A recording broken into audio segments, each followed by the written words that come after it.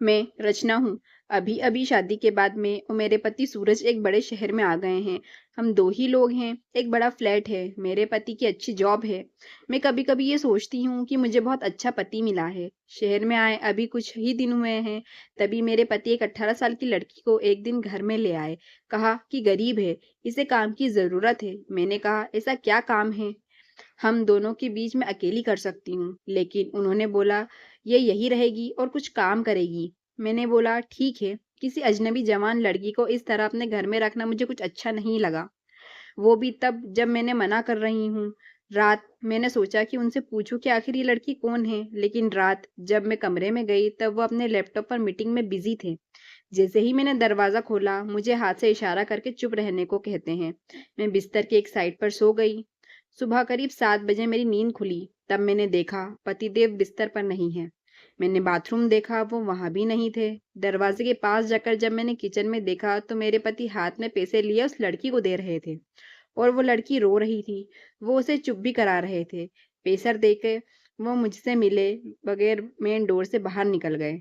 मुझे अब कुछ समझ नहीं आया कि बात क्या है। थोड़ी घबराहट भी हुई। अजीब-अजीब ख़्याल मन में आने लगे।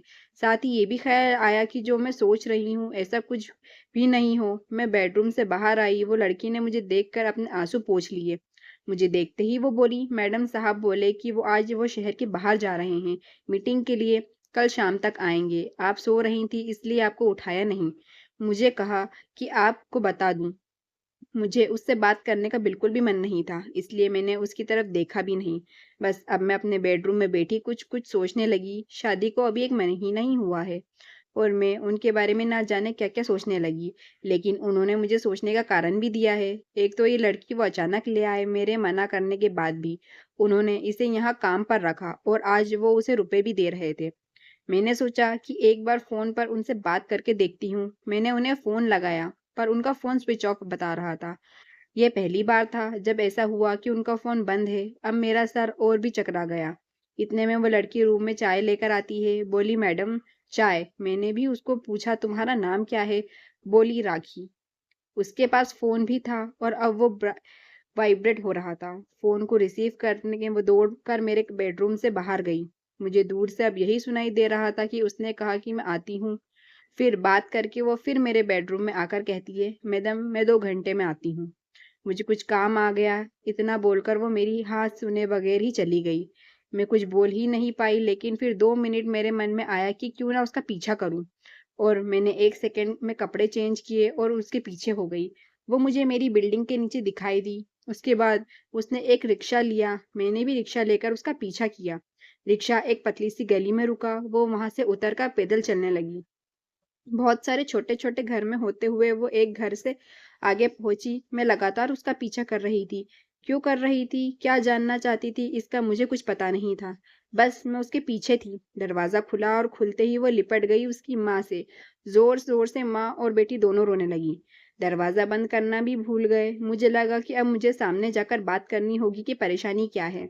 मैं उसके सामने गई। मुझे देखकर लड़की बोली, मैडम आप यहाँ पर? मैंने कहा, तुम्हारे साहब बोल गए थे कि तुम्हारा ध्यान रखना। उसकी रोती हुई माँ बोली कि ऐसा इंसान बहुत कम मिलते हैं। मैंने पूछा, क्या परेशानी है, आप मुझे बताएं। माँ बोली कि इसके पिता साहब ऑफिस में सिक्योरिटी में नौकरी करते हैं। अचानक हार्ट अटैक में उनका देहांत हो गया। इसका एक भाई है, लेकिन उसे पीने और जुए की लत है। वो मेरे पास एक पैसा नहीं टिकने देता। मैं अपनी परेशानी लेकर साहब के पास गई और उन्होंने पैसों से हमारी मदद की। साथ ही उन्हें जब मैंने बताया कि इसका भाई ऐसा है तो उन्होंने कहा कि इसका यहाँ रहना सही नहीं है, इसलिए वो इसे अपने घर को ले गए। मैं इनकी बातें सुन ही रही थी कि उनका फ़ोन आया। मैंने फ़ोन रिसीव किया। सूरज बोले कि उनका फ़ोन रात में मीटिंग की वजह से चार्ज नहीं था, इस कारण बंद आ रहा था। मुझे पूछा कि कहाँ हो? तो मैंने बोला कि मैं उनके घर आई हूँ। सूरज बोला, हाँ मैं रात में तुम्हें बताने वाला था, पर मीटिंग की वजह से लेट हो गया और तुम सो गई। मुझे उस समय जो सही लगा वो मैंने किया, इसलिए मैं उसे तुम्हारे पास ले आया। मैंने कहा, बिल्कुल ठीक किया आपने। लड़की को लेकर फिर मैं अपने फ्लैट चली गई। अब मैं उसे और अपने पति दोनों से ज़्यादा प्यार करने लगी। दोस्तों, अगर आपको ये हमारी कहानी अच्छी लगी हो तो हमारे चैनल को सब्सक्राइब करें, लाइक करें और शेयर करें।